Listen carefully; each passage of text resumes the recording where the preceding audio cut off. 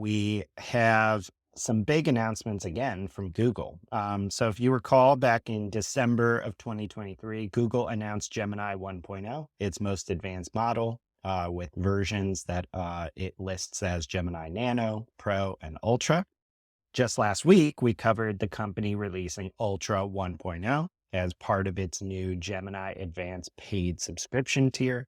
And now, in a little bit of a surprise announcement, Google says that Gemini 1.5 is ready for prime time.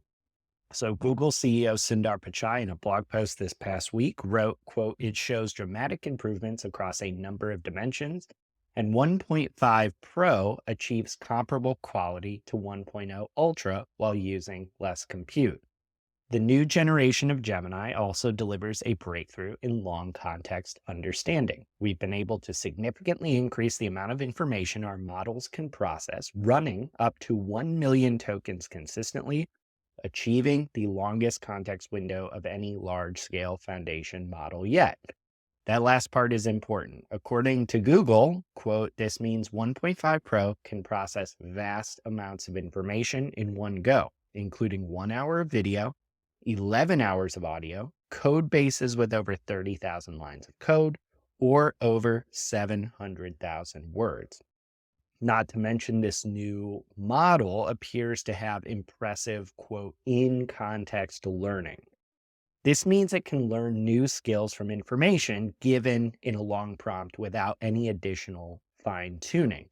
So this was actually on display in one of the examples given by Google. They had the model learn this very, very rare language called Calamang, which has just 200 speakers all over the world. The model learned the language and how to translate it simply by using the context in a grammar manual. So, Paul, I was kind of surprised how quickly we have a new version of the Gemini model, and one that's apparently, at least in the version 1.5 Pro, comparable to Ultra 1.0, but uses less compute, because we literally talked about Gemini Ultra 1.0 being released last week. Like, what were your thoughts here on how quickly this happened? Yeah, the timing was just so bizarre. So this, we talked about Thursday being a crazy day. This was Thursday as well. So this came Yeah. out like 8 or 9 a.m. Eastern time Thursday morning, about 2 to 3 hours before OpenAI dropped Sora, which there was a part of me that's like, OpenAI totally had this announcement just sitting here and was waiting for Mm. Google to announce something, and then they just like one-upped them just for fun. I don't know why else they would have both got announced on the same day. So I don't understand the timing. It does create quite a bit of confusion when you just came out with Ultra 1.0 and now you're saying we have a Pro version Mm. 1.5 that's probably more powerful than the Ultra 1.0, which, by the way, like literally just became available for developers. So I don't know. Like I don't understand it. I've kind of taken a moment and tried to like figure out what is going on here on the timing, but I don't know. My one theory is like some other things are coming soon and they just needed to get this out from a timing perspective. Mm. So yeah, that was my first take on the timing. The context you mentioned, I think, is so critical, and we already talked about like tokens in the previous one, but this starts to you start to see a theme building here. So yeah, timing was weird. It's only available in a limited preview to developers and enterprise customers. So again, this isn't something you or I are going to go run and try in our Yeah. Gemini Advanced account. Like we don't have access to it yet. They said that the Pro, when it is available to the rest of us, will have a standard 128,000 token context window, which isn't life changing. Like Anthropic, I believe, has 200,000 right now. So the 128 isn't anything major, but then they're going to basically allow you to, it sounds like, pay more to get the million plus tokens or even further up. The other thing they stressed was that it is a mixture of experts architecture, and we've talked about that previously on the show. But to recap here, they're not the only ones doing this, but the significance of this, like the way I always explain this is like when you ask a question of a human and like the human answers you, they usually pull from, we don't know exactly how it works, but like every neuron in the brain doesn't fire to do each thing a human does. There are like very specific parts of the brain that fire to answer questions or take actions or whatever it may be. And so this mixture of experts architecture tries to follow a similar concept within the machine.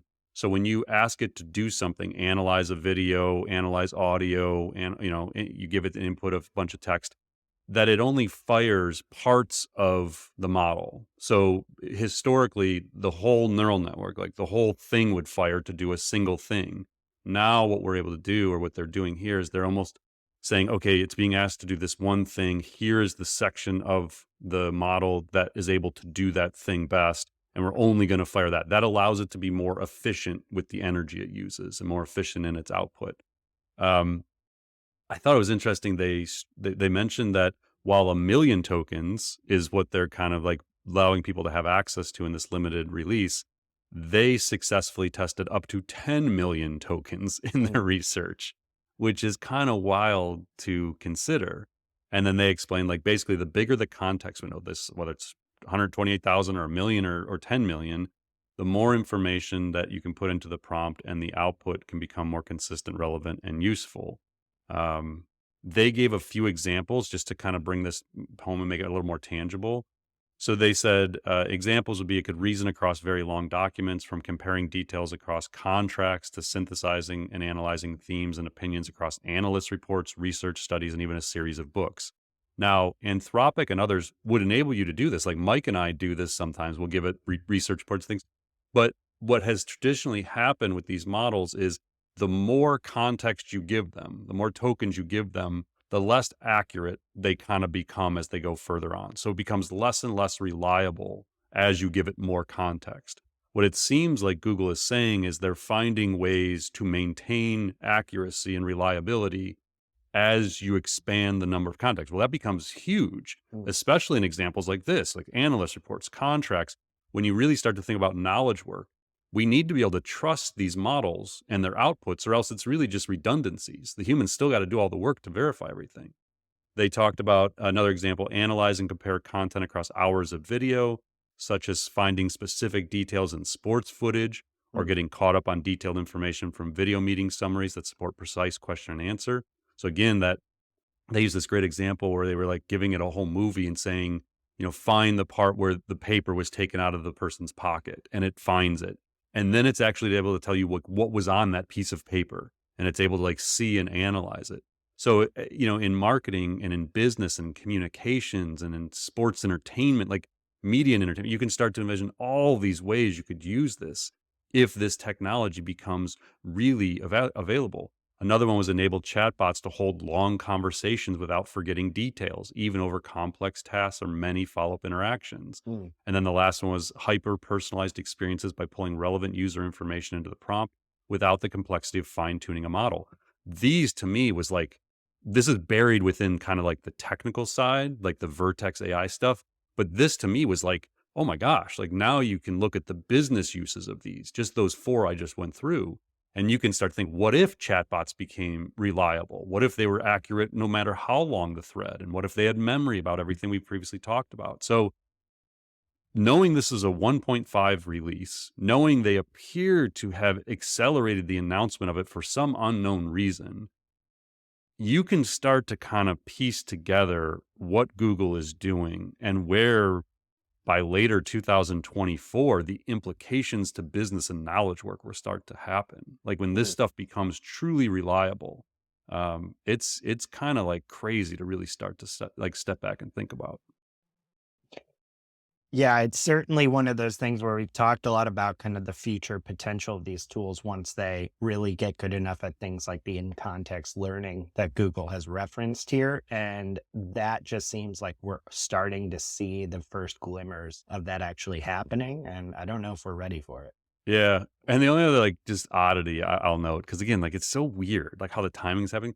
But Yeah. Google's doing this weird thing where every time they make a major announcement about AI, they're doing a blog post from Sundar Pichai, the CEO of Alphabet and Google, and Demis Hassabis, who runs Google DeepMind. And this, I think this is the second or third time now they've done this with the Gemini models, which come out of DeepMind and the AI lab. But it's just odd to me that their format is, here's a quote from Sundar and here's an excerpt from Demis, and they basically say the same thing. I don't know why they're doing that. Mm, And like, again, as you and I spent time in the PR world, like, there has to be some strategic communications reason why they're doing that. Like, it's no value to the reader. Like, just tell me the information. I don't like, just say it's byline by both of them. What do I care if it's broken up by this is what Demet says and this is what Sundar says? Because I know the PR people wrote it anyway. So like, why are I don't know. It's just there's something there. I can't put my finger on it yet. Like what exactly the reason is, but it's not an insignificant thing that they're doing. It's a very intentional choice that um is either laying the groundwork for something with, but mm. it's just interesting to have Demis constantly be on that level, just one right below Sundar, but intentionally keeping them together in these announcements. So that what I'm telling you is, I think at some point something is going to happen, and we will look back and be like, ah, that's why they were doing that. I have some theories, but I'll hold off on those for now.